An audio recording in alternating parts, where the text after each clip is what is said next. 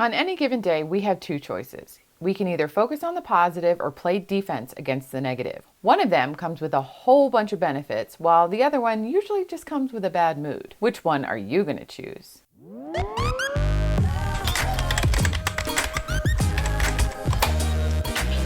Hey everybody, and welcome back to my channel where you are what matters. Today I'm going to be going forward with my series about how to survive quarantine. Even though some places are starting to open back up, things are still really weird and life is going to be different for a while. Now's a really good time to be focusing on helping yourself, helping your mental well-being, and developing really good habits. And hey, if you're interested in things like positive mindset and mental well-being, go down and hit the subscribe button so you don't miss a video. Today I'm going to be talking about how to develop a positive mindset. A positive mindset isn't something that just happens to you. Yeah, there are some people that are more positive focused than others, and that might be their natural inclination, or it might be something that they actually worked really hard for. Just like some people are naturally thinner, or some people are more naturally muscular, or some people are taller or shorter, some people might be more inclined to be more positive in general, and some might not be. One of the things that's really hard about this whole positive mindset is that in our society, there is a lot of emphasis on being happy. The problem is that happiness is an emotion, just like sadness or anger, and it's fickle and it's fleeting and it's generally outside of our control. Plus, it's not realistic to feel this same emotion all the time. That would be weird. However, something that's a little more inside of our control that can help us be more happy more often is your mindset. Ultimately, you can control how you think and the direction that your thoughts go, and over time, this creates a thought habit. If you focus on positive things more often than not, then you start to develop a positive mindset, which is really just a series of habits that you've created for yourself that head your thoughts in a more positive direction. This comes with a side of confidence, a side of increased happiness, and a side of reduced stress. So there's nothing to lose. And I don't know about you, but I could do with more of those things. Well, more confidence, better mood, and less stress all the time. But how do you do that? Ultimately, the way you think is a habit, just like biting your nails, working out every day, and brushing your teeth. At one time, a time you may or may not remember, you had to put a lot of thought and a lot of effort into when you were going to do those things, how you were going to do those things, what order you were going to do those things. But one day, when you had finally done these things often enough, sometime between 18 times and 256 times, it just clicked in your brain and a habit was born. Now, you just need to think about your thinking so that your thoughts go in a different direction. Got it? Okay, I am massively dating myself here, but does anybody else remember Stuart Smalley from Saturday Night Live? I'm good enough, I'm smart enough, and gosh darn it, people like me. What Stuart was onto are called affirmations, and it is a powerful way for you to change your thinking. It might feel silly to say these things out loud to yourself, and if you're with other people, maybe you shouldn't, because then they'll think you're crazy, and that's a whole nother problem.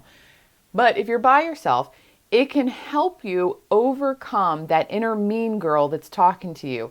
You override that voice by speaking these things out loud. Things like, I am enough, I choose happiness, I am worthy. If you choose something that's easy to remember, then every time you catch yourself saying something negative or mean to yourself, you can simply stop that thought in its tracks and replace it with your affirmation. And this process, done over and over and over, starts to switch the negative thought pattern to something more positive. You can do this in multiple places in your life. Maybe start with one thing that you tell yourself on a regular basis, or start focusing on the inner things that you say to yourself that are negative and replacing those with an affirmation.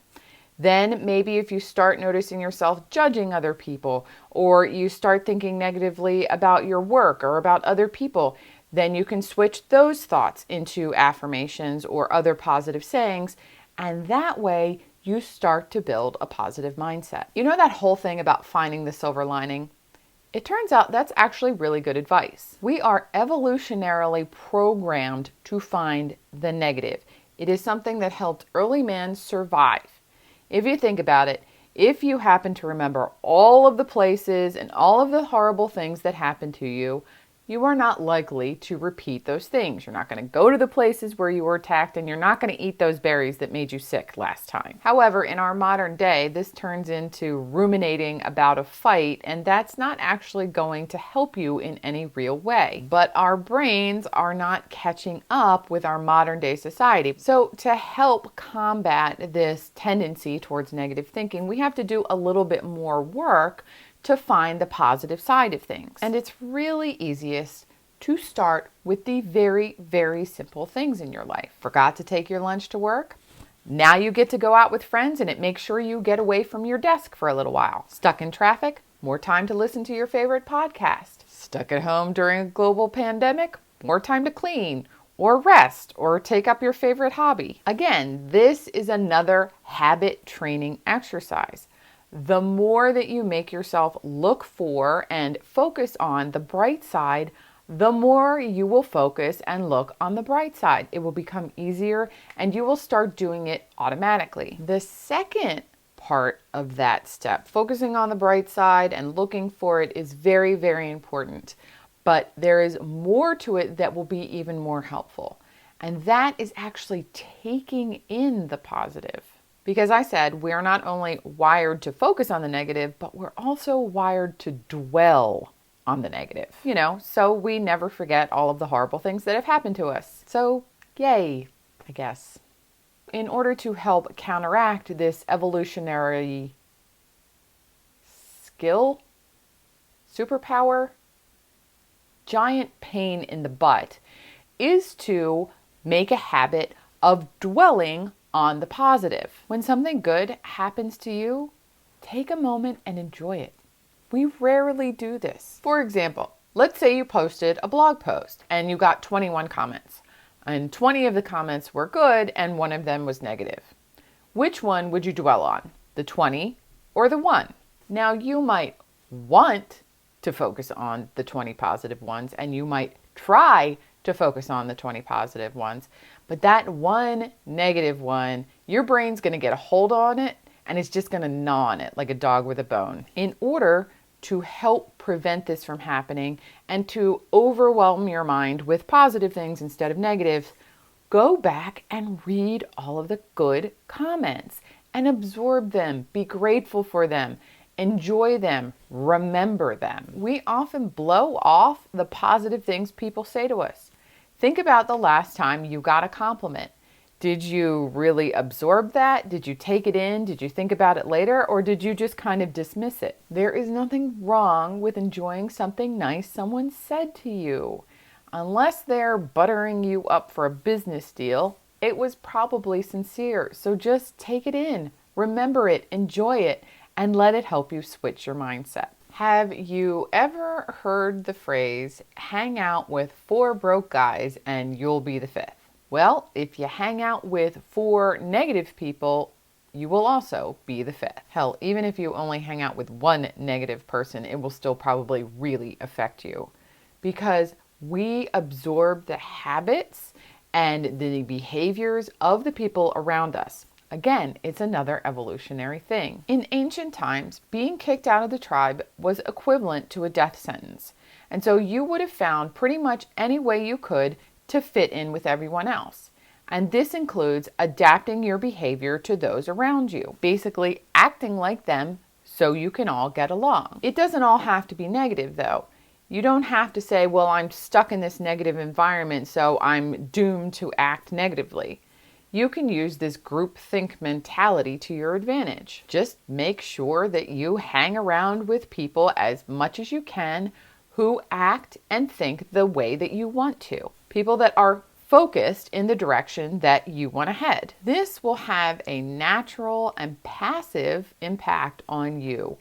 Basically, if you choose people that are positive and are headed the direction that you want to go, all you really got to do is hang out with them. They will affect the way you think, they will affect the way you act, and they will help you naturally, generally, pretty much passively evolve a more positive mindset. All right, if you have watched my videos or read any of my blog posts, you will not be the least bit surprised about this last tip. And that is to be present, and to be present through mindfulness. Lao Tzu said, if you're depressed, you're living in the past. If you're anxious, you're living in the future.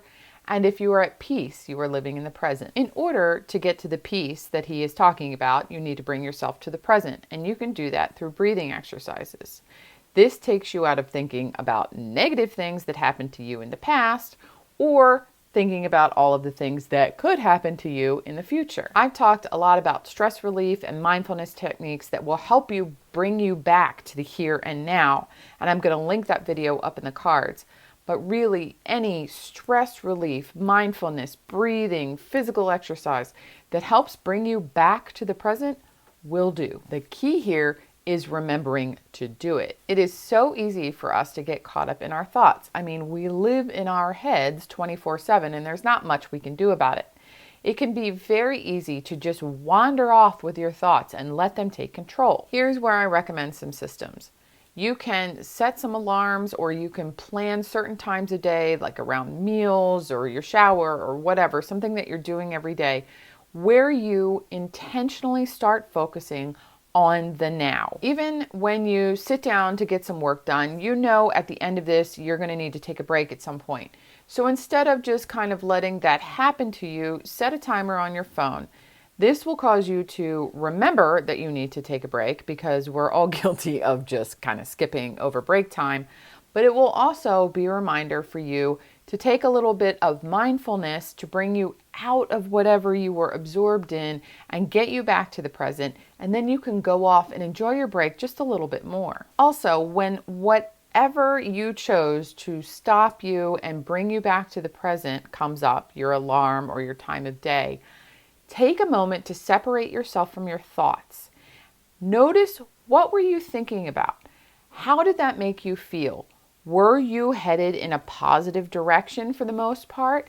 Then go ahead and praise yourself, enjoy whatever positive thing was going on and savor it. And if you notice that you were headed in a negative direction, do what you need to do to get your thoughts headed back into a positive direction so that you can redirect and be intentional about the way that you're thinking. Okay, it's time for question of the day. Let me know down in the comments what you use to keep yourself headed in a positive direction.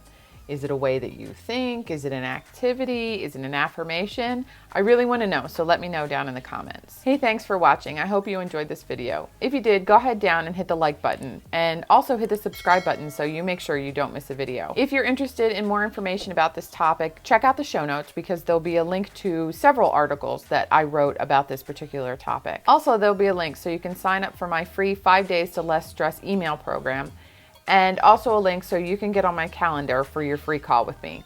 Thanks everybody, and I'll see you in the next one.